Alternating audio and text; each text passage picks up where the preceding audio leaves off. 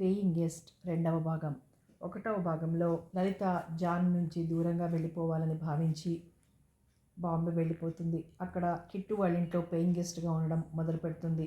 ఆమెకు సాగర్ పరిచయం అవుతాడు. కథ కొనసాగుతుంది. జీవితంలో ఎంతోమంది వ్యక్తులు ఎప్పుడు ఎలా కలుస్తారో తెలియదు. ఆ కలయికే గమ్మత్తుగా ఉంటుంది. చెబుతుంటే కొంతమంది నమ్మకపోవచ్చు. అనుభవం మీద ఈ పరిచయాలు, స్నేహాలు మననం చేసుకుంటూ పోతుంటే ఏ జన్మలోనో లేదా ముందు రాబోయే జన్మలోదో బాకీ అని సరిపెట్టుకుంటారు. లలితది చిత్రకారుడు వెన్నంటి ఇంట్లో వరకు వచ్చాడు. అంతటితో ఊరుకోకుండా తిన్నగా హృదయ కుహరంలో కూర్చుండిపోయాడు. 2-3 సార్లు అతను వేసుకున్న పీటని లాగేయాలని ప్రయత్నించేసి విఫలురాలైంది. అతని ఆకారమే కాకుండా మాటలు, చేతలు కూడా వ్యక్తిత్వానికి మచ్చుతునకల మాదిరిగా కనిపిస్తున్నాయి. ఆ ముక్కు, కళ్ళు, పెదవులు ఇప్పుడు విడివిడిగా కనిపించి అల్లరి చేస్తున్నాయి. లలిత, మామి పిలిచింది. లలిత ఉలిక్కిపడింది. జరిగిన సంగతి ఏదీ దాచకుండా ఆమెకు చెప్పేయాలనుకుంది. కానీ పెదవి వరకు వచ్చిన మాటల్ని గొంతులోనే దాచేసుకుంది. చిన్నప్పుడు తండ్రి అనేవాడు, బాగా ఎదిగి మనిషిని చదివి కబర్బోలో అని. ఆయన తెలుగు, హిందీ కలిపి చెప్పే మాటలు ఇప్పుడు నిజమే అనిపిస్తున్నాయి. ఏ పుట్టలో ఏ పాముందో ఇవాళింత ప్రేమగా చూసిన మామి అపార్థం చేసుకుంటే. లలిత గుమ్మం దగ్గర చప్పుడైనప్పుడల్లా కళ్ళు వెడల్పు చేసుకుని చూస్తోంది. వాడొస్తాడులే, నువ్వు భోజనానికి రా అంది రెండవసారి. ఇంకా బాగుండదని లేచి వెళ్ళింది లలిత. ఆమె అన్నం తినబోతుంటే కిట్టు హడావిడిగా వచ్చేసి, ఛీ, నీతో ప్రోగ్రాం వేసుకోవడం నాదే పొరపాటు. ఇవాళ నా కళ్ళు పచ్చి పుండ్లైపోయాయి. నీకోసం చూసి చూసి పోలీస్ కంప్లైంట్ ఇద్దామనుకున్నాను. థ్యాంక్ గాడ్ రాధ కనిపించి చెప్పింది అన్నాడు. నన్నొక్కదాన్ని వదిలేసి నువ్వు వెళ్ళిపోయావు. ఎంతసేపు ఉన్నానో తెలీదు. ఓ సారీ దీదీ, నా చుట్టూ ఫ్రెండ్స్ చేరుకున్నారు. వాళ్ళని వదిలించుకునేసరికి టైం అయిపోయింది. నిన్ను చూస్తే మా ఇంటికి సీజన్ టికెట్ కొనుక్కుంటారు. ఒట్టి అల్లరి మూక.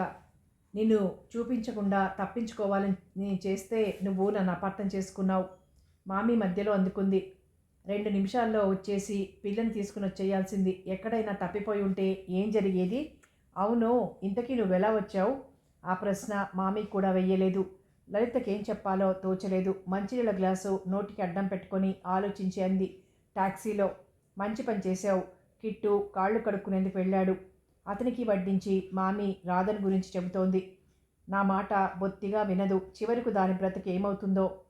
దాని ప్రాణానికి అది ప్రపంచ సుందరిని అనుకుంటుంది. భగవంతుడు అందం ఇచ్చాడు కాదనను, కానీ ఎంత విరగబాటు. మీరు అలా అనొద్దు మామీ. ఏం చెయ్యను, కడుపు మండిపోతూ ఉంటే. ఇప్పుడు రాధ కాని పనేం చేసింది? రేపు వరల్డ్ టూర్కి వెళ్తుందట. పెళ్లి పెటాకులు లేకుండా తైతక్కలాడితే మన సంఘం ఊరుకుంటుందా చెప్పు?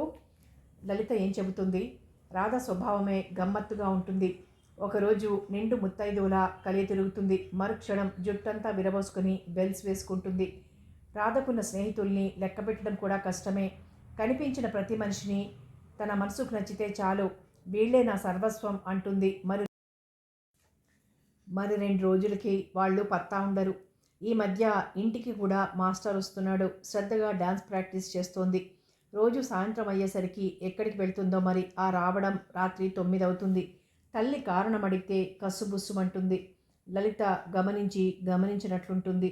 కిట్టు లలిత దగ్గరగా వచ్చి, దీదీ, ఓసారి నన్ను కూడా తీసుకెళ్ళవా అని అడిగాడు. లలిత కంగారుగా చూసింది. ఎక్కడికి? హైదరాబాద్. చంపేశావు. ఈసారి కూడా అంటున్నావు. ఎన్నిసార్లు వెళ్ళాను నేను? దీదీ చెప్పు, నువ్వు చెంబూరు చూడవా? చెంబూరా? చెంబూర్. అక్కడ యాక్టర్స్ ఉంటారు. మా ఫ్రెండ్ తీసుకువెళ్తానన్నాడు. నువ్వు రాకూడదు? చెంబూరు, బిందూరు ఏ ఊరు వద్దు బాబు. నన్నిలా బ్రతికని. ఏమ్మా, చాలు చాలు. ఎలిఫెంటా కేవ్స్ తలుచుకుంటే కాళ్లలోంచి వణుకు పుడుతోంది. నేను నీతో మాత్రం రాను బాబు. ఎప్పుడూ నేనలా ఒంటరిగా వదిలేస్తాననుకోకు. నిన్ను చూస్తే నా స్నేహితులు వదిలిపెట్టారని భయంతో అలా చేశాను. ప్లీజ్ రా. వెళ్ళు లలిత, చూపిస్తాను అనేవాళ్ళు కూడా ఉండాలి. మీ మామ ఉన్నప్పుడు నేను ఎన్ని చూశానో తెలుసా? క్లబ్బులకి తీసుకెళ్లేవారు. బెంగళూరు రేసులకి కూడా తీసుకువెళ్లారు అంది మామి. లలిత ఆశ్చర్యంగా చూసింది. నిజం, పార్టీలకి, ఫంక్షన్లకి ఆయన నన్ను ప్రతి చోటుకు తీసుకువెళ్లేవారు. అందుకే మొండిగా బ్రతకడం నేర్చుకున్నాను. సరేలే అంది గీత లలితతో. మర్నాడు పొద్దున్నే కిట్టు రోజు కంటే ముందు లేచి స్నానం కానిచ్చుకొని లలితని తొందర చేయడం మొదలుపెట్టాడు. సెలవు రోజుల్లో తప్ప ఒక్కో రోజు మామీ ఇల్లు సందడిగా పెళ్లివారిల్లా ఉంటుంది. చెంబూరు నుంచి మోహన్ దేశాయ్ గారి కోడలు అప్డేట్గా సింగారించుకొని ప్లిమత్ కార్లా వచ్చేస్తుంది. ఆవిడ కారు హారన్ విని వనమాలి, శ్యామల అందరూ ఇరుగు పొరుగులు త్వర త్వరగా పనులు కానిచ్చుకొని మామీ ఇంటికి వచ్చేస్తారు. పేకాట ఆ ఇంట్లో ఆడవాళ్ల మధ్య జోరుగా సాగుతుంది. మధ్య మధ్య మామీ పలహారాలు సిద్ధం చేసి చాయ్ తయారు చేసి అందరికీ పెడుతుంది. 4 గంటలు అవుతుంటే ఎక్కడి వాళ్ళు అక్కడ సర్దుకుంటారు. ఒక్కో రోజు ఒక్కో ఇంట్లో ఈ పేకాట సాగుతుంది. నెలలో 10 రోజులు తప్పనిసరిగా ఈ మహిళా మండలి సభ్యులంతా పేకాట కోసం ప్రాణం పెడుతూనే ఉంటారు. కల్పకం వేసుకునే తాంబూలం కోసం శ్యామల, వనమాలి పందెం వేసుకుని ఎగరేసుకుపోతారు. అలాగని బరి తెగించిన ఆడవాళ్ళేమీ కారు వాళ్ళు. సభ్య సమాజంలో కులీన కుటుంబంలోంచి వచ్చిన వాళ్లే వాళ్ళందరూ. జీవితాన్ని ఈజీగా తీసుకుంటారు. కష్టాన్ని సుఖాన్ని చిరునవ్వుల మధ్య దాచుకునే వాళ్లే వీళ్ళందరూ. హాయిగా సాగే వీళ్ళ జీవితాల్ని చదవడం కష్టంలోకెల్లా మరీ కష్టమైంది. పెద్ద పెద్ద ఆఫీసర్లు, డాక్టర్లు, వీళ్ళ భర్తలు అందరికీ రవ్వల హారాలు, దుద్దులు, ఒంటి నిండా నగలు ఉన్నవాళ్లే. ఎక్కడి హైదరాబాద్ నగరం, ఎక్కడ నగర జీవితం, ఎక్కడి బొంబాయి ఖరీదైన జీవితం. జీవితంలో ఇన్ని రకాల మనుష్యులు, ఇన్ని రకాల సందడులు ఉంటాయని ఎప్పుడూ అనుకోలేదు లలిత. మోహన్ దేశాయ్ గారింటికి తీసుకువెళ్ళరా కిట్టు, రాజ్ కపూర్, ధర్మేంద్ర వీళ్ళందరినీ పరిచయం చేస్తుంది అంది భాగ్యమామి. అలాగేనమ్మా అన్నాడు కిట్టు. 10 గంటలకి చెంబూర్లో దేశాయ్ గారింటి ముందు టాక్సీలో దిగాడు కిట్టు. లలిత ఏ ప్రత్యేక ఆభరణాలు లేకపోయినా భగవంతుడిచ్చిన అందాన్ని పెట్టుబడిగా చూసిన గొప్పవాళ్ళందరూ తమతో బాటే లలితను కూడా గౌరవంగా చూశారు. లలితను చూస్తూనే దేశాయ్ గారి కోడలు బిందు నవ్వుతూ ఆహ్వానించింది. దాదర్లో ఉన్న ఇళ్లన్నీ ఆకాశాన్ని అంటుకునే మేడలే. చెంబూర్లో దేశాయ్ గారి ఇల్లు అధునాతనంగా కట్టబడి ఉంది. చుట్టూ ప్రహరీ గోడ ఉంది. కాలిబాట తప్ప మిగిలిన స్థలాన్ని వదిలేశారు. రకరకాల గులాబీలు విరగబూసి ఉన్నాయి. బోగన్ విల్లా గేటు మీద ఆర్చిలా ఉంది. పోర్టికోలో అంబాసిడర్ కారు ఉంది. లోపలికి వెళ్ళగానే హిందీ సినిమాల్లో చూసే సెట్టింగుల్లా మేడ కనిపించేటట్లు కనిపిస్తుందా ఇల్లు. పెద్ద పెద్ద గాజు కిటికీలు, ఫారెన్ నుంచి తెప్పించిన గోడ గడియారం, కాలింగ్ బెల్. లలితకి మరో లోకంలోకి వచ్చినట్లుంది. కారులోంచి దిగిన వ్యక్తిని చూసి ఎక్కడో చూశాను కిట్టు అంది లలిత నెమ్మదిగా. దేశాయ్ గారు హిందీ పిక్చర్లలో షేర్ హోల్డర్. ఆ వచ్చింది మహమూద్ అన్నాడు కిట్టు నవ్వి. బిందు మామగారి గదిలోకి తీసుకువెళ్ళి లలితని పరిచయం చేసింది. ఆయన ఎక్స్రే కళ్ళు ఎప్పుడు బిజినెస్, తన భవిష్యత్తు బాగోగులు ఇవే చూస్తాయి. ఆయన నవ్వి అలా అన్నాడు. చాలా మటుకు బొంబాయిలో భాష సమస్య ఎదురు కాదు. ఇంగ్లీష్లోనో హిందీలోనో మాట్లాడేస్తూ ఉంటారు. లలితని 4 ఏళ్ల వాళ్ళకి చూపించి తీసుకువచ్చింది. కార్లలో తిరిగే సినిమా తారల్ని కిట్టు దూరం నుంచే చూపిస్తున్నాడు. ఇంతమంది ఇంత హాయిగా తిరుగుతారన్న మాట అనుకుంది లలిత. 3 గంటల వరకు బిందు ఎన్నో విషయాలు చెప్పింది. అన్ని సినిమాల గురించే. లలిత లేచింది వెళ్ళిపోయేందుకు సిద్ధంగా. కిట్టు, జుహూ బీచ్కి తీసుకువెళ్ళు అంది. అలాగే అన్నాడు. సాయంత్రానికి జుహూ బీచ్ చేరుకున్నారిద్దరు. చీకట్లు కమ్ముతుంటే జనం ఎక్కువ అవసాగారు. లలిత సముద్రం వైపు చూస్తోంది. ఒక్కో అల దూరం నుంచి పరిగెత్తుకొస్తోంది. ఇటువైపు చూస్తే నియాన్ లైట్ల కాంతిలో మెరిసిపోయే రంగురంగుల బట్టలతో ఆడామగ భేదం తెలియలేదు. ఒకవైపు కొబ్బరి బొండాలు స్ట్రాతో తాగుతున్నారు. బేల్పూరి, పల్లీలు, ఐస్ క్రీం ఒకటేమిటి తినుబండారాలతో జుహూ బీచ్ సందడిగా ఉంది. అటువైపు సముద్రం దిక్కుగా చూస్తుంటే నల్లని ఆకాశం మీద మబ్బులు కమ్ముకుని చీకట్లని చిక్కుపరుస్తున్నాయి. ఒక్కో అల దూరంగా బయలుదేరొస్తుంటే కాళరాత్రిలా మృత్యుద్వారంలా కనిపించి చావుకి బ్రతికి ఉండే వెంట్రుకవాసి సామ్యాన్ని గుర్తుకు తెస్తోంది. లలిత కళ్ళు గట్టిగా మూసుకుంది. నీళ్లల్లో నిలుచున్న లలిత కాళ్ళకి కెరటం వచ్చి ముద్దు పెట్టుకుని వెళ్ళిపోయింది. చీర మోకాళ్ల వరకు తడిసిపోయింది. లలిత దీదీ, బేల్పూరి తింటావా అని అడిగాడు కిట్టు. లలితకు అర్థం కాలేదు. కొంచెం సేపట్లో అతడు గాజు ప్లేట్లో తీసుకొచ్చి ఇచ్చాడు. బేల్పూరి అంటే ఏమిటో అనుకుంది లలిత. తీరా చూస్తే మరమరాలు, ఉల్లిపాయ, పచ్చిమిరపకాయ, కొత్తిమీరతో పాటు కారపూస వేసిన మసాలా అది. దాంట్లో చింతపండు రసం వేశాడు. ఇదా అంది. ఏం బేల్పూరి అంటే నేను గప్చిప్లు అనుకున్నాను. గప్చిప్లా? హా, అదెలా ఉంటుంది? కుండలో మసాలా నీళ్లలో చిన్న చిన్న పూరీలు ప్రెస్ చేసి ఇస్తారు. ఓ సదా, దాన్ని మేము పానీపూరి అంటాం. కిట్టు 2 ప్లేట్లు తిన్నా లలిత తినలేకపోయింది. మహారాష్ట్రునికి ప్రాణప్రదమైన చిరుతిండి అది. లలితని కిట్టు బలవంతం చేశాడు. 7:30కి సముద్రాన్ని జనాన్ని వదిలేసి ఇంటి మొహం పట్టారు. కిట్టు లాంటి స్నేహితుడుంటే జీవితంలో ఎన్ని ఎదురు దెబ్బలు తగిలినా తట్టుకోవచ్చును. అతను నవ్వుతాడు, చుట్టూ ఉన్న మనుషుల్ని నవ్విస్తాడు. ఇల్లు చేరుకున్నాక లలితను మామి భోజనం చేయమంది. లలిత చీర మార్చుకుని వచ్చి పడుకుంది. కిట్టుని అవతలి గదిలో రాధ తిట్టిన తిట్టు తిట్టకుండా తిడుతోంది. నువ్వు దాని నౌకరువా? కాదు మరి. అది నా దీది. ఏడ్సావు. చదువు లేదు, పాడు లేదు, అడ్డమైన తిరుగుళ్ళు నువ్వు. సారీ రాధా, జాగ్రత్తగా మాట్లాడకపోతే బాధపడతావు. నువ్వు బొత్తిగా దాని బాడీగార్డ్ అయిపోయావు. మర్యాద లేకుండా అది ఇది అంటావేం? ఆవిడ మన నాన్న పెట్టిన నౌకరు కాదు. ఉద్ధరించావు. శ్రద్ధగా చదవకపోతే నేను మీ ప్రిన్సిపాల్తో చెబుతాను. చెప్పుకో. ఎంత ధైర్యం నీకు? నేను ఇప్పుడేం కాని పని చేయడం లేదు. నాకు నచ్చలేదు. మమ్మీకి తెలుసు. అందరూ ఏమంటున్నారో తెలుసా? మీ కిట్టు ఎవరో అందమైన పిల్లతో తిరుగుతున్నాడు అని. ఆ మాట వింటుంటే నాకు తల తిరిగిపోతోంది. థ్యాంక్ యూ రాధా, నువ్వు నిజాన్ని ఇండైరెక్ట్గా అయినా ఒప్పుకున్నావు. ఛే, నీతో నాకేమిటి? రాధ విసురుగా వెళ్ళిపోయిన శబ్దం వినిపించింది. లలిత మొత్తం వినింది, అయినా బాధపడలేదు. ఆమె ఆ పిల్లాడిని గురించి ఎవరో ఏదో అంటే తనెందుకు ఫీల్ కావడం? అలసిపోయిన కళ్ళకి నిద్ర పట్టేసింది. కిట్టు తల్లితో జరిగిందంతా చెప్పి నిద్రలోకి జారుకున్నాడు. గీత చుట్టూ చూసింది. అడయార్లో ఉన్న ఆ శరణాలయానికి గీత రెగ్యులర్గా వస్తుంది. అక్కడ ఆమె కొడుకున్నాడు. వాడికి ఇప్పుడు 3వ నెల, 3వ ఏడు. తల్లిని చూడగానే ఆంటీ అని 2 చేతులు మెడ చుట్టూ వేసి బిగించేశాడు. ప్రతి సెలవులకి గీత తప్పకుండా వస్తుంది. రామన్తో మాట్లాడి వాడితో స్నేహితురాలింట్లో కాలక్షేపం చేసి సెలవులు ముగించుకొని ఇంటికి వెళ్ళిపోతూ ఉంటుంది. గీత స్నేహితురాలు సంధ్య. గీత ఒకే కాలేజీలో బీఎస్సీ పాస్ అయ్యారు. రామన్ కళ్ళల్లో 1000 అశ్విక శక్తుల అందం ఆకర్షిస్తూ కనిపిస్తుంది. నిండా వాడికి 3 ఏళ్లు లేవు. ముమ్మూర్తుల తండ్రిని పోలినవాడు. అడయార్ నుంచి సంధ్య ఇంటికి 2 మైళ్ళు. గీత వాడితో ఆటోలో వచ్చేసింది. సంధ్య భర్త ఈ మధ్య అమెరికా వెళ్ళాడు. అతను 2 ఏళ్ల వరకు రాడు. మెడ్రాస్లో డాక్టర్ అతడు. ఎఫ్ఆర్సిఎస్ చదివి కూడా చాలా రోజులే అయింది. సంధ్యకి శంకర్కి 10 ఏళ్ళు తేడా అంటే ఎవ్వరూ నమ్మరు. అతను చక్కనివాడు, పైగా మానవతావాది. సంధ్య పెళ్ళైన కొత్తలో తన స్నేహితురాలు గీత గురించి చెప్పింది.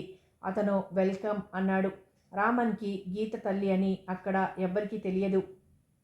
గీత అందరితో చెప్పింది. అక్క చచ్చిపోతూ కొడుకుని తన చేతిలో పెట్టి వెళ్ళిందని. ఆ మాట అందరూ నమ్మారు. ఇవాళ వాడి పక్కనే పడుకుని వాడి చుట్టూ చెయ్యి వేయగానే గీత కళ్ళల్లో నీళ్లు తిరిగాయి. ఇలా ఎంతకాలం అనుకుంటోంది. ప్రపంచంలో మోసాలు రకరకాలు. ఆనంద్ చేసిన మోసం ఎవ్వరూ చెయ్యరు. బహుశా గీత కళ్ళ ముందు చక్రాల్లాంటి వలయాలు తిరుగుతున్నాయి. పసివాడు భయపడినట్లున్నాడు. ఒక్కసారి కేక పెట్టాడు. గీత వాడిని మరింత దగ్గరగా తీసుకుంది. రియలీ గీత, బిలీవ్ మీ, నన్ను నమ్ము, ఈ సమ్మర్లో నేను పెళ్లి చేసుకుంటాను అన్నాడు చేతిలో చేయి వేస్తూ.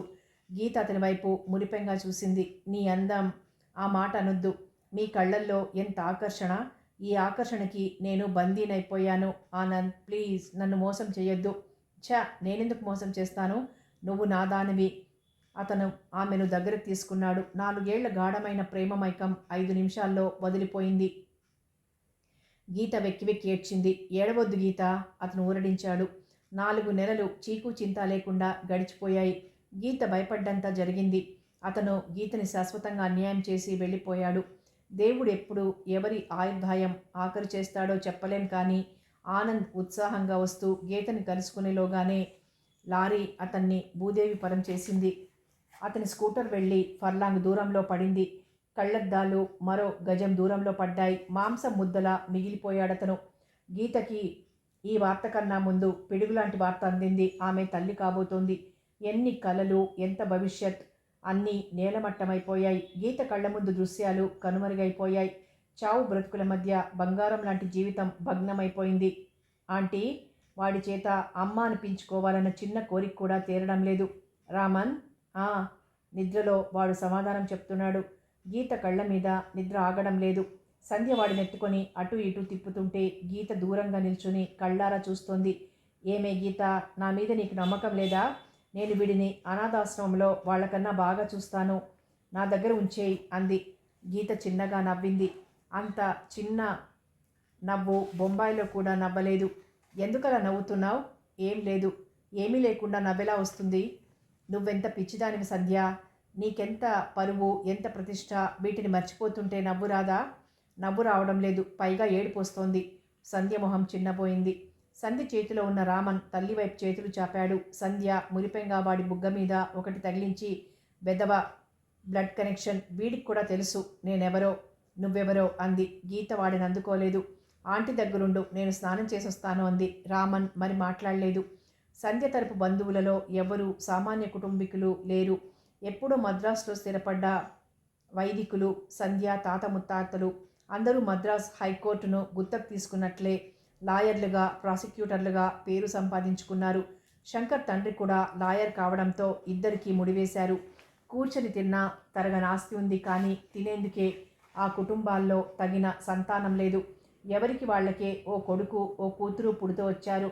బాగా డబ్బున్న వాళ్ళకి బహుశా ఇంటి నిండా పిల్లలుండి తనని నిర్లక్ష్యం చేస్తారనే భయం వల్లనో ఏమో లక్ష్మీదేవి పిల్లల విషయంలో చాలా జాగ్రత్త పడుతూ ఉంటుంది. సంధ్యకి గీత కన్నా ముందే పెళ్ళైంది. అయినా ఈ 16 ఏళ్లలో పిల్లలే పుట్టలేదు. మొక్కిన దేవుడంటూ లేడు. ఆమెకు మాత్రం ఇంతవరకు ఆ యోగ్యత లేకుండా పోయింది. సంధ్య మొదట్లో, అంటే రామన్ని గీత గర్భవతిగా ఉన్నప్పుడే అడిగింది.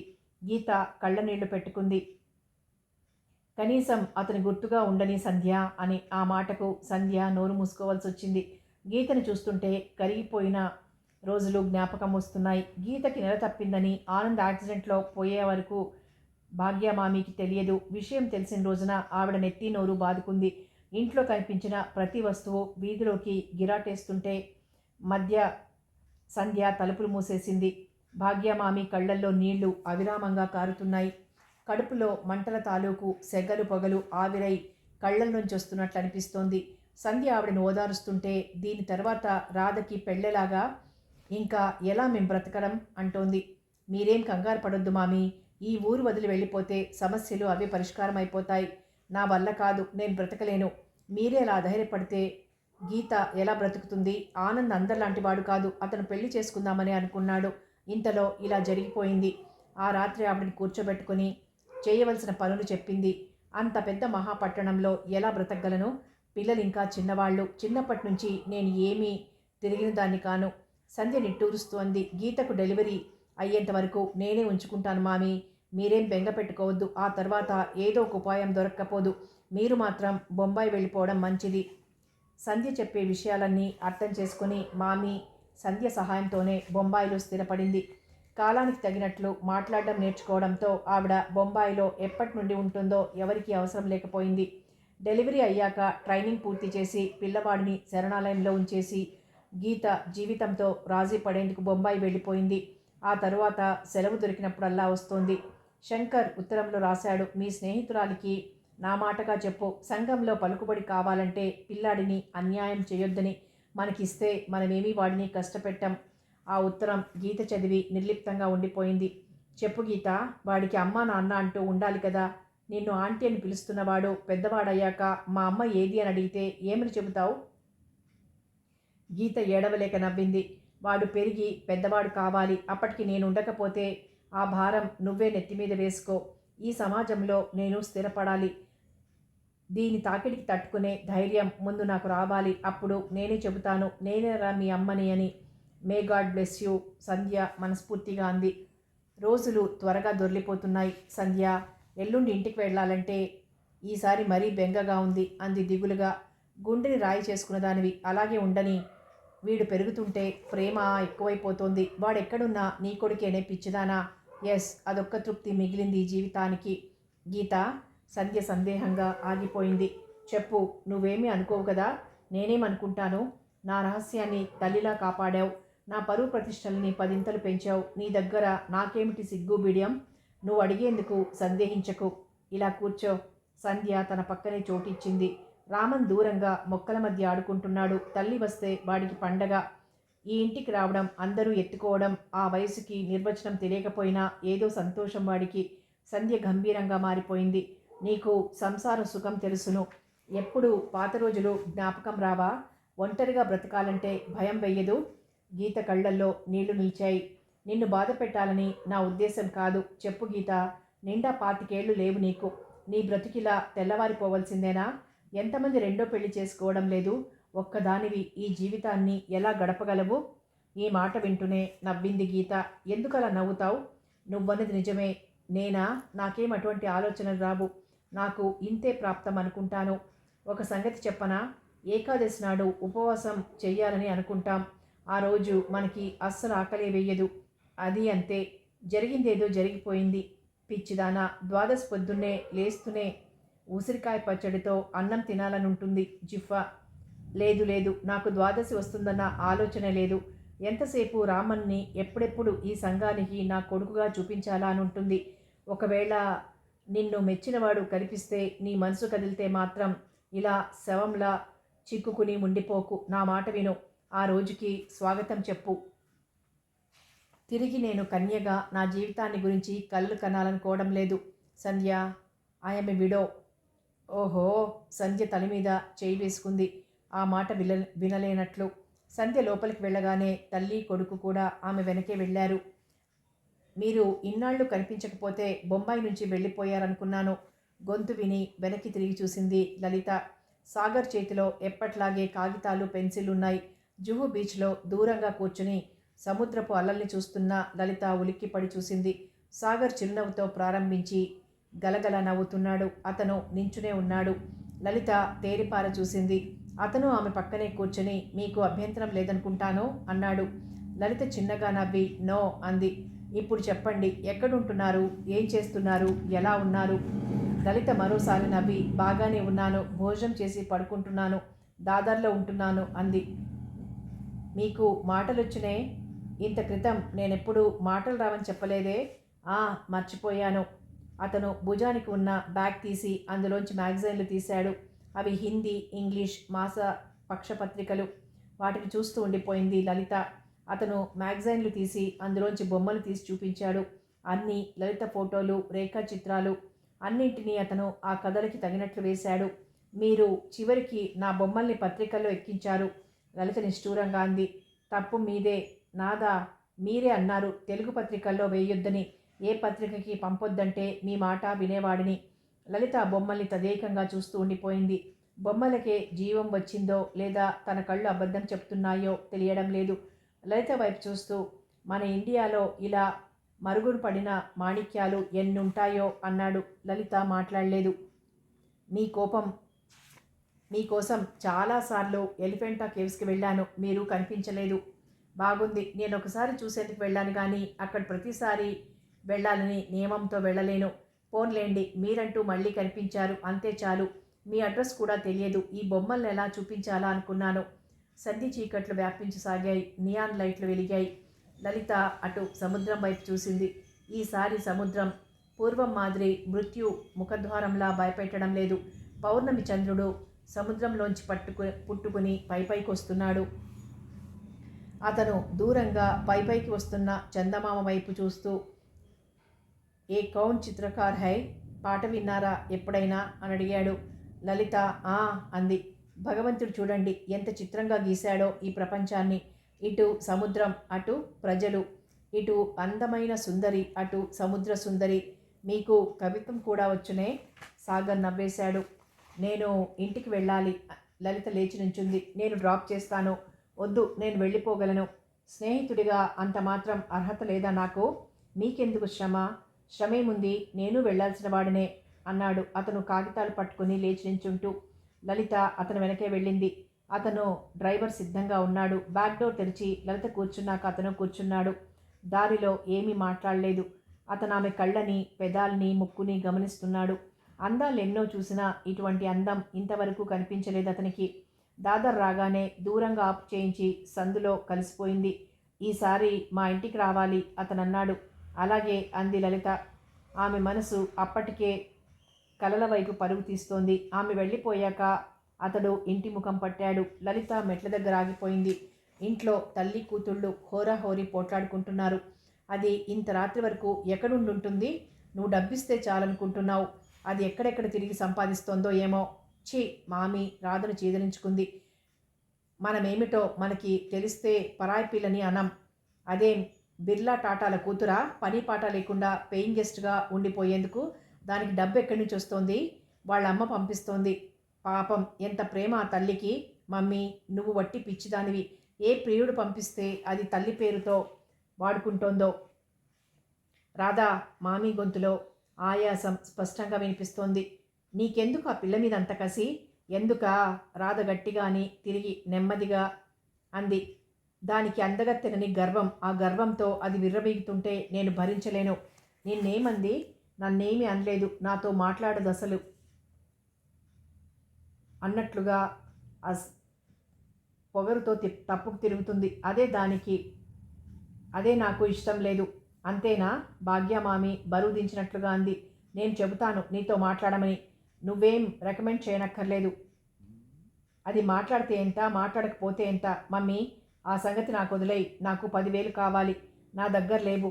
నేను డ్యాన్స్ ట్రిప్ చేయాల్సిందే. నీ పెళ్లి కోసం దాచి ఉంచాను రాధా.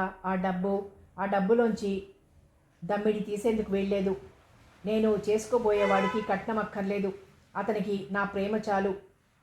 అవన్నీ వట్టి మాటలు. పెళ్లి పేరు చెప్పగానే అందరికీ డబ్బు కావాల్సి వస్తుంది. నా బాయ్ ఫ్రెండ్ అటువంటి వాడు కాదు. ఎటువంటి వాడైనా నేను మాత్రం డబ్బు ఇవ్వను. రాధ చెప్పులు టకటకలాడించుకుంటూ తలుపు వైపు వస్తున్నట్లు శబ్దం కాగానే లలిత అప్పుడే వస్తున్నట్లు తలుపు మీద శబ్దం చేసింది. మామీ తలుపు తీసింది. చీకటైపోయింది మామీ. ఇంతకంటే త్వరగా వద్దామని అనుకున్నాను కానీ రాలేకపోయాను. పర్వాలేదులేమ్మా భాగ్య మామీ అంది. లలిత భోజనం చేసి పడుకుంది. ఏ కౌన్ చిత్రకార్ హై కిట్టు పాడుతూ లలిత గదిలోకి వచ్చాడు. ఆ పాట పూర్తిగా వచ్చా కిట్టు? లలిత అతన్ని అడిగింది. కిట్టు కళ్ళెగరేసి అంటే నువ్వు కూడా మనుషుల్లో పడుతున్నావన్నమాట అన్నాడు. అంటే? లలితకు అర్థం కాలేదు.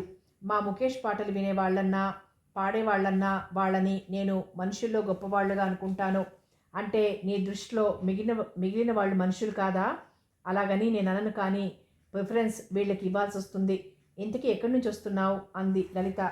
అతని బట్టలు నలిగి ఉన్నాయి. కిట్టు హుషారుగా ఈలవీసి దీది నీకో మంచి సంగతి చెప్పనా అంటూ అడిగాడు. చెప్పు. కోప్పడొద్దు మరి. ముందు చెప్పు. ఏం లేదు. బిందు ఆంటీతో దేశాయ్ గారు చెప్పారట. ఏమని? నువ్వు హిందీ ఫీల్డ్లో షైన్ అవుతావని. లలిత మొహం వాడిపోయింది. ఏం దీది నువ్వు? డబ్బు వస్తుంది. కార్లలో తిరగొచ్చు. పార్టీల్లోకి జొరబడిపోవచ్చు. నువ్వు ఆ లైన్లో పడితే నాకు ఛాన్స్ వస్తుంది. లలితకు నవ్వొచ్చింది. అంటే నువ్వు హీరో అయిపోదామనుకుంటున్నావా? లేదు. మరి? పాట పాడాలనుకుంటున్నాను. నీ పాట దేశాయ్ గారికి వినిపించకపోయావా? నువ్వు ఇంగ్లీష్లో సామెత వినది లేదు. ఏం సామెత అబ్బాది? అదృష్టం తలుపు తడుతుందని. ఆ తలుపు నీదే అయింది, నాది కాదు. దేశాయ్ గారు నా పాట వినాలని గట్టిగానే పాడేవాడిని కానీ ఆయనకి వేరే ఇంట్రెస్ట్ లేదు అని. చూడు దీది నువ్వు అనకూడదు. ధర్మేంద్ర పక్కన హీరోయిన్ చేసేస్తాను అన్నాడు. లలిత తల అడ్డంగా తిప్పింది. లేదు కిట్టు, ఏదో ఇలా బ్రతికితే అంతే చాలు. పక్క గదిలో దిలాంగ్ దిత్తై అని వినిపిస్తున్నాయి. కిట్టు మొహం ముడుచుకున్నాడు. ప్రతి వాళ్ళకి ఇదో ఆశ. దీన్ని కీర్తిదాహం అనొచ్చునేమో. ఈవిడ గారు మన సాంప్రదాయ నృత్యాల్ని విదేశీయులకి చూపించి మన కీర్తి తెచ్చుకుంటుందట. పోన్లే కిట్టు, ఏ పుట్టలో ఏ పాముందో. అదేమీ అన్యాయమైన కోరిక కాదు కదా. అవుననుకో. అంత డబ్బు ఎక్కడిది మన దగ్గర? దేవుడే ఉన్నాడు. శుభ్రంగా పెళ్లి చేసుకుంటే ఏ బెంగ ఉండదు కదా. ఇప్పుడు నీకొచ్చిన బెంగేమిటోయ్? కిట్టు సమాధానంగా చెప్పలేదు. అతను ఏదో ఆలోచిస్తూ ఉండిపోయాడు. కిట్టు ఇటు చూసి లలిత మొహంలోకి చూశాడు. నేను ఈ నెలలో హైదరాబాద్ వెళ్ళిపోతున్నాను. మళ్ళీ ఎప్పుడొస్తావు? ఇక రానేమో. కిట్టు చటుక్కున ఆమె చేతులు పట్టుకున్నాడు. వద్దు దీది, నువ్వు వెళ్ళిపోతే నాకు బోర్. అతని చేతి వేళను చూస్తూనే ఉండిపోయింది లలిత. ఇన్నాళ్ళు నిన్నెవరు చూశారు మరి? నాకే ఎవ్వరూ నచ్చలేదు. నువ్వు వచ్చే హైదరాబాద్. నిజంగానా? అవును, అక్కడ చదువుకుందో గాని. నాకు ఆశలున్నాయి దీది. చెప్పు, వీలైతే తీర్చేందుకు ప్రయత్నం చేస్తాను. అసలు కిట్టు మధ్యలో ఆపేశాడు. ఇంతకీ దేశాయ్ గారి కోడలికి వీలు కాదని చెప్పేసేయ్. మామీ వచ్చి అన్ని విషయాలు వింది. సినిమాల్లో చేరడం అంటే ఆవిడికి సదుపాయం లేదు. మంచి పని చేసావనేసి వెళ్ళిపోయింది. ఇంపోర్టెడ్ చీరలు తీసుకొచ్చి చూపించాడు కిట్టు. వాటిని చూసి లలిత సంతోషించింది. డబ్బిచ్చేసి పంపించేసింది. కిట్టు సాయంత్రం పూట ఓ గంట సేపు ఫిఫ్త్ ఫారం స్టూడెంట్స్కి పాఠాలు చెప్తాడు. అతనికి ఆ విధంగా నెల తిరిగేసరికి 200 వస్తాయి.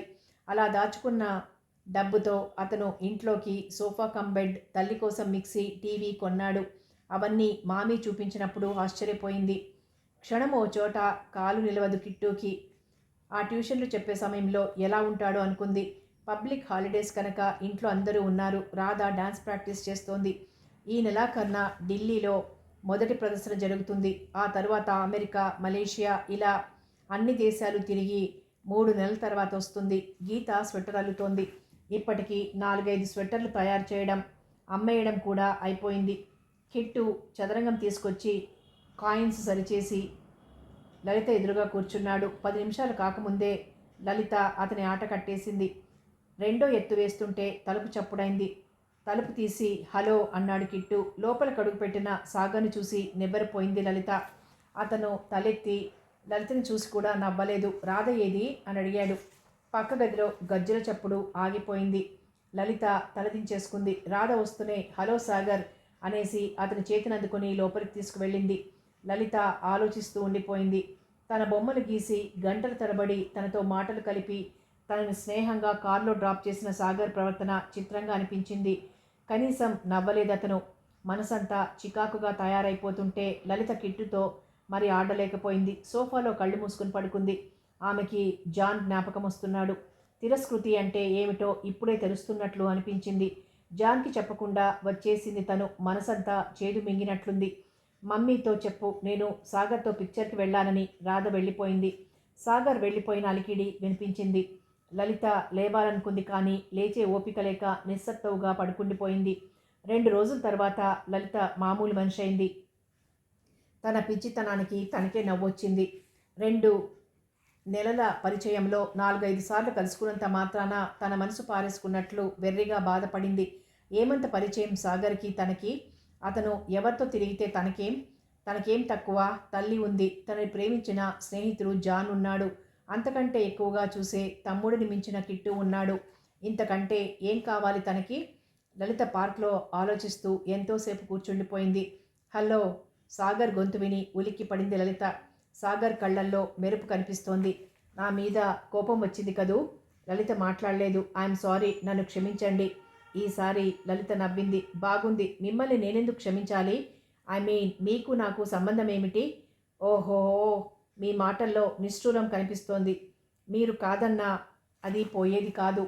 నాకెవ్వరి మీద కోపం లేదు, నిష్ఠూరం లేదు. అచ్చా లలిత, ఆ వేళ నేను మిమ్మల్ని కావాలనే పలకరించలేదు. అసలు మీరు ఆ ఇంట్లో ఉంటున్నారని తెలిస్తే రాకపోయేవాడిని. లలిత పక్కన కొద్ది దూరంలో కూర్చున్నాడతను. మీకు తెలియదు, నేను రాధ అంటే ప్రాణం పెడతాను. ఒక విధంగా రాధ డాన్సర్ కావాలని కలలు కన్నవాడిని నేను. ఆమెను నేను చాలా ప్రేమిస్తున్నాను. నా చెల్లెల్ని మించి మరీ ప్రేమిస్తున్నాను. సాగర్? లలిత ఆశ్చర్యంగా చూసింది. నిజమే లలిత, మీతో అబద్ధం ఆడవలసిన అవసరం నాకు లేదు.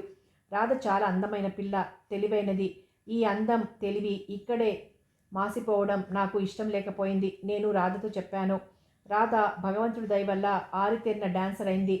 లలిత చూస్తూ ఉండిపోయింది. మీరేదో ఆలోచిస్తున్నారు. రాధ మిమ్మల్ని ప్రేమిస్తుందేమో అర్థం చేసుకోలేదా? రాధకి నేనంటే ఇష్టమే. మేమిద్దరం కలిసి ఒంటరిగా సినిమాలకు వెళ్ళాం, షికార్లకు వెళ్ళాం. రాధ బొమ్మలు మా ఇంట్లో ఎన్నో ఉన్నాయి. ఇన్ని జరిగినా రాధ పొరపాటును కూడా పెళ్ళి, ప్రేమ విషయం ఎత్తలేదు. ఆ పిల్ల దృష్టిలో అపురూపమైన వ్యక్తి మరెవరైనా అయి ఉంటారు. ఇంతవరకు ఆమె ఎవరిని ప్రేమించలేదు. ఎంతసేపు రాధ మనసు విదేశాల మీద, కీర్తి మీద తప్ప మామూలు ఆడపిల్లల మాదిరిగా ఆలోచించదు. లలిత వింటూ కూర్చుంది. లలిత, మీరు ఇక్కడ ఉద్యోగానికి ప్రయత్నం చేయడం లేదా? లేదు. ఏం? నేను హైదరాబాద్ వెళ్ళిపోవాలనుకుంటున్నాను. ఇవాళ మీరు నాతో మా ఇంటికి వస్తారా? సాగర్ అన్నాడు. లలిత తెల్లబోయి చూసింది. మా ఇంటికి నేను మిమ్మల్ని ఎప్పుడూ పిలవలేదు. మీరు రాలేదు. ఈసారి తప్పకుండా రావాలి. లేదు, మరెప్పుడైనా వస్తాను. లలిత లేచి నుంచుంది. అతను ఆమె వెనకే గేటు బయటకు వచ్చాడు. తెరిచిన కారులో కూర్చోక తప్పింది కాదు లలితకి. అతను కారు తిన్నగా తన ఇంటి గేట్లోకి తీసుకొచ్చి ఆపేశాడు. లలితకి కాళ్ళు చేతులు ఆడడం మానేశాయి. తన తల్లి వచ్చే ముందు మరీ చెప్పిన ఇల్లు అది. తన తండ్రికి చెందవలసిన ఇల్లు. ఒక్కసారి ఇల్లంతా చూడాలి. లలిత సంతోషంతో రెండేసి అడుగులు ఒకటొకటిగా వేస్తున్నట్లు అతని పక్కనే ఆ ఇంట్లో అడుగుపెట్టింది. హాలు మాదిరి ఉన్న ఆ గది గోడలకి తైలవర్ణ చిత్రాలు వేలాడుతున్నాయి. అందులో గాంధీ మహాత్ముడు చెప్పిన చెడును వినకు, చూడకు, మాట్లాడము అన్న కోతులు ఆకర్షణీయంగా ఉన్నాయి. మరోవైపు అతను రంగులతో ఆడపిల్లల్ని ఏటి ఒడ్డున వంపుతూ వేశాడు. ఒకవైపు మూలగా నిలువెత్తు టేబుల్ లాంటిదుంది. దానిమీద నగిషీలతో ఇత్తడి ఫ్లవర్ వాజ్ ఉంది. దాంట్లోంచి మనీ ప్లాంట్ విశాలమైన గాజు కిటికీలోంచి బయటికి వెళ్తోంది. గేట్లో బోగన్ విల్లా ఆర్చ్ ఉంది. అతను వచ్చిన శబ్దానికి 10 నిమిషాల తర్వాత పమేరియన్ కుక్క వచ్చింది. చిన్నగా తెల్లగా ఉన్న దాని కళ్ళు నల్లని గాజు గోళీల మాదిరిగా ఉన్నాయి. ముక్కుకి కూడా కళ్ళ మాదిరిగా నల్లగా ఉంది.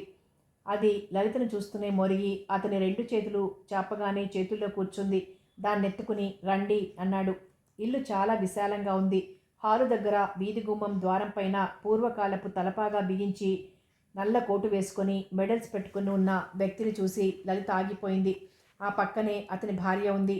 ఆమె మెడలో కంటె, అడ్డవాస, ముక్కు పుడక ఒకటేమిటి, బంగారంతో ఏమేం చేయిస్తారో ఆవిడ ఫోటో చూసి తెలుసుకోవచ్చు. ఆమె మా అమ్మమ్మ, ఆయన మా తాతగారు. సాగర్ వేలితో చూపించాడు. లలిత అటువైపు 2 నిమిషాలు చూసి అతని వైపు చూస్తూ ఇంట్లో ఎవరూ లేరా అని అడిగింది. సాగర్ చిన్నగా నవ్వాడు. కొందరి జీవితాలు చిత్రంగా ఉంటాయి. వినేందుకు సినిమా కథల్లా ఒక పట్టాన నమ్మబుద్ధి కాదు. అతని మొహం మరుక్షణం గంభీరంగా మారిపోయింది. మా అమ్మ గాఢంగా ప్రేమించి పెళ్లి చేసుకుంది. కులాలు, మతాలు, పట్టింపులు మన పవిత్ర భారతదేశంలో చరిత్ర మొదలైనప్పటి నుంచి వస్తూనే ఉన్నాయి. అందులో మా అమ్మ ఒకతే. మా నాన్నగారు ఆమెను తీసుకుని బొంబాయి వచ్చారు. తాతగారు బిడ్డ కష్టపడ్డం చూడలేక అయిన వాళ్లలో వెలివేసినట్లు తెలియకుండా ఈ ఇల్లు అమ్మకు కొనిచ్చారు అన్నాడు. లలిత గొంతు పెద్దది చేసుకుని అరవాలనుకుంది. కాదు, అబద్ధమని. కథ కొనసాగుతుంది.